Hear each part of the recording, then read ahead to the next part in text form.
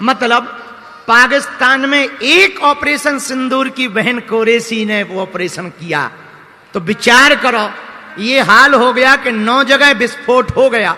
अब पाकिस्तान को समझ लेना चाहिए, जब भारत की बहनें इतनी खतरनाक हैं, जिस दिन पंचकुला के भैया मैदान में आएंगे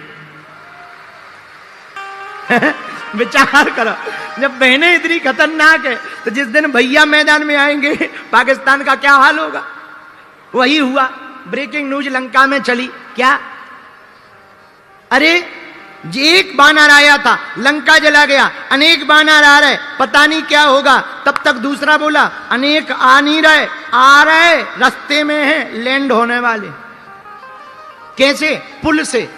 पुल कैसे? पत्थरों का। पत्थर कैसे पुल बन गया? अरे बोले इतने जादूगर हैं वो दोनों राजकुमार राम और लक्ष्मण, उन्होंने ऐसा मंत्र फूंका पानी में पत्थर तैरने लगे। तो लंका के लोग बोले एक काम कर लो। बोले क्या? बोले पार्टी चेंज कर लो, जैसे कल विभीषण जी ने की थी, जैसे कल विभीषण जी ने पार्टी चेंज की थी वैसे ही अपन कर लो। बोले करें क्या? अरे बोले मरना थोड़ी है, ये वाला झंडा हटाओ, राम वाला झंडा लगा लो। तो लंका वाले बोले मतलब? बोले मतलब सीधा सा है, जब वो बंदर लंका आया था, रहाना नगर बसनग्रत तेला बाड़ी पूंछ कीन कपि खेला, पूरे लंका को जलाया, उलट पलट लंका सब जारी, पर एक घर नहीं जलाया। बोले किसका? बोले एक विभीषण कर ग्रह नहीं, विभीषण का घर नहीं जलाया, बाकी सबका जलाया। लंका वाले बोले कि विभीषण जी का क्यों नहीं जलाया? बोले जो राम जी की पार्टी में आ जाते हैं उनका घर भगवान जलाते नहीं है, बचाते हैं। तो क्या किया जाए? बोले एक काम करो, एक उपाय है। बोले अपन भी पार्टी बदल लो। सब सेना जुड़ मिलकर के रावण के पास गई। रावण बोले इतने राक्षस कहां से आ गए, सेना कहां से आ गई? तो लंका वाले बोले अपने घर से आए, तुम्हारे घर से थोड़ी आए।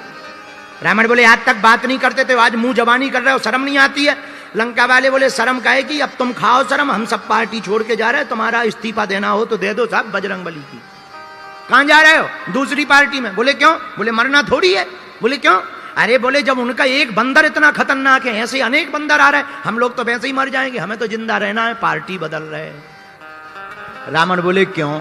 लंका वाले बोले वो लोग जादूगर हैं। कैसे जादूगर हैं? वो लोग पानी में पत्थर तैरा देते हैं, पानी में मंत्र लगा करके पत्थर तैरा देते। विचार करो राजा, अगर वो पानी में पत्थर तैराते हैं तो पत्थर बरसवा भी सकते हैं, और अगर पत्थर बरसवा दिए तो हम तो मर जाएंगे, तुम तो राजा हो, बच जाओगे, इसलिए भैया हमको झंझट में नहीं पड़ना है। रावण बोले ये कोई बड़ी बात थोड़ी है। प्रजा बोली कौन सी?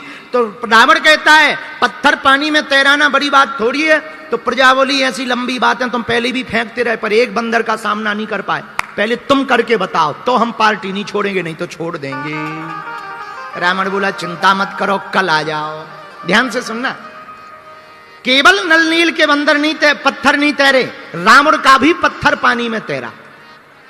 हमारे एक प्रिय मित्र हैं गुजरात के श्री जोशी जी, उन्होंने हमको ये कथा सुनाई, मन गदगद हो गया। इस कथा को सुनकर के, राजा कंब की रामायण है, कंबन ऋषि की रामायण है राजा कंब की, उसमें कंबन रामायण में बहुत अद्भुत वर्णन आया कि रावण कहता है मैं भी पानी में पत्थर तैराऊंगा, प्रजा कहती है करके दिखाओ। बोले कल आ जाओ। मेरे पागलो, पूरी सेना और प्रजा दूसरे दिन समुद्र के किनारे गई, रावण भी गया। रावण ने अपनी कुल देवी का आवाहन किया और राजा ने प्रजा की तरफ रावण ने देख करके कहा जाओ पत्थर लेकर आओ। तो लंका की प्रजा ने सोचा छोटे मोटे क्या लाना, अब जब तैराना ये तो बड़ा लाओ। अगर उनका 50 किलो का तैरा तो अपना कम से कम 500 का तो तैरना चाहिए। तो पूरी प्रजा जुड़ मिल करके बड़े बड़े पहाड़ों के पत्थर, त्रिकूट पर्वत पर बसी हुई लंका के मध्य में सुवेल नाम के पर्वत से बड़े बड़े पत्थरों की शिलाओं को प्रजा लेकर के आई। रावण को पसीना आ गया कि छोटा मोटा पत्थर तो ट्रैक करके तैरा ही देते, अब 500-500 केजी के कहां से तैरेंगे। पर रावण ने पकड़ा पत्थर, हाथ लगाया, कुल देवी का आवाहन किया। जितना तंत्र मंत्र रावण जानता था, अघोर विद्या, शमशानी विद्या, देवी की विद्या, निकुम्ला देवी की साधना, जितनी साधना जानता था रावण ने सब मंत्र को लगा दिया। और जैसे ही समुद्र में पत्थर को डाला, पत्थर डूब गया। प्रजा बोली ले वो निकल आया चमत्कार, वो डूब गया। प्रजा बोली चलो चलो चलो चलो चलो चलो।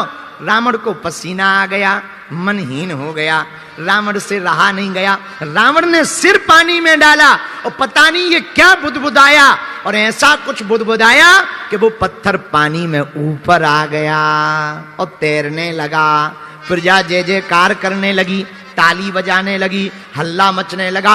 अरे भैया, पार्टी बदलने की जरूरत नहीं है, अपना भी राजा किसी से कम नहीं है। अगर वो पानी में पत्थर तैराते हैं तो हमारे लंकाधिपति दशग्रीव दशानन भी पानी में पत्थर तैराते हैं। रावण घर आ गया, रात हुई, रात को पत्नी मंदोदरी आई।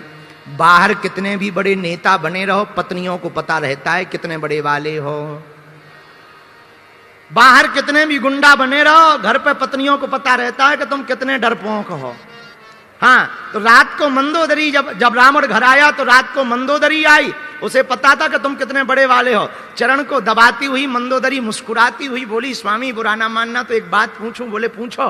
बोले हमने सुना आपने आज पानी में पत्थर तैरा दिया, सब चर्चा कर रहे हैं। रावण बोले बिल्कुल। रावण लेटा था, मंदोदरी बोली क्षमा करना, हमें पता है आपके पास कौन कौन सी शक्ति है, कौन कौन सा मंत्र है, पर ऐसी कोई शक्ति, ऐसा कोई मंत्र नहीं है जिससे तुम पानी में पत्थर तैरा सको। बुरा न मानो, ऐसी कोई देवी नहीं है तुम्हारे पास कि जो पानी में पत्थर तैरा सके। अगर आप बुरा ना माने तो मुझे बताने का कष्ट करें कि आपने पानी में पत्थर कैसे तैराया। और मेरे प्रिय श्रोताओ, आज पहली बार रावण रोया, उठ करके बैठ गया, अपनी आंखों से रोया, 20 आंखों से रावण रोया और टप टप करके आंसू बहने लगे। पहली बार जीवन में रावण रोया मंदोदरी के सामने। मंदोदरी बोली क्या बात है, आप रो क्यों रहे? अपने आंसुओं को पोंछते हुए रावण कहता, मंदोदरी तुम सच कहती हो, मेरे पास ऐसी कोई शक्ति नहीं है, मेरे पास ऐसा कोई मंत्र नहीं है, मेरे पास ऐसा कोई तंत्र नहीं है कि मैं पानी में पत्थर तैरा सकूं।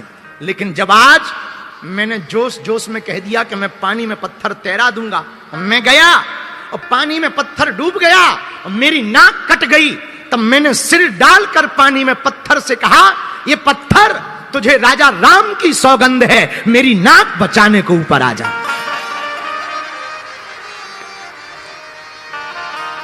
तुझे राजा राम की सौगंध है, मेरी नाक बचाने को ऊपर आ जा। और मेरे पागलों, मेरे प्रियजनों, वो पत्थर ऊपर आ गया।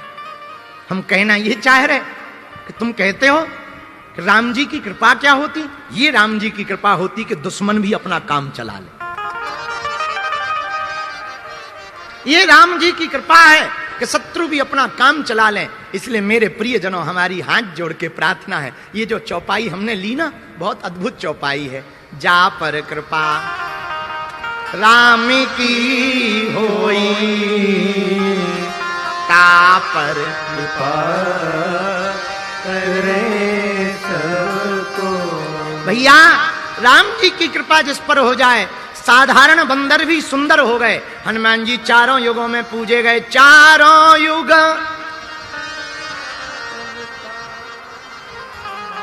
है परी जगत। चारों युगों में हनुमान जी पूजे जा रहे, किसके बल पर?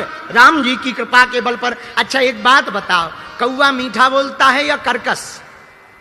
बोलो बोलो, कौवा मीठा बोलता है या कर्कश?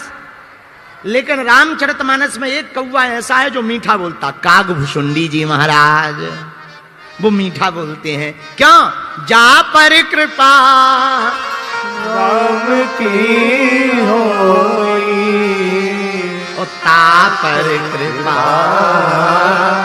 करे सब। ये राम जी की कृपा का प्रताप है मेरे प्रिय श्रोताओं, मेरे प्रिय सज्जनों।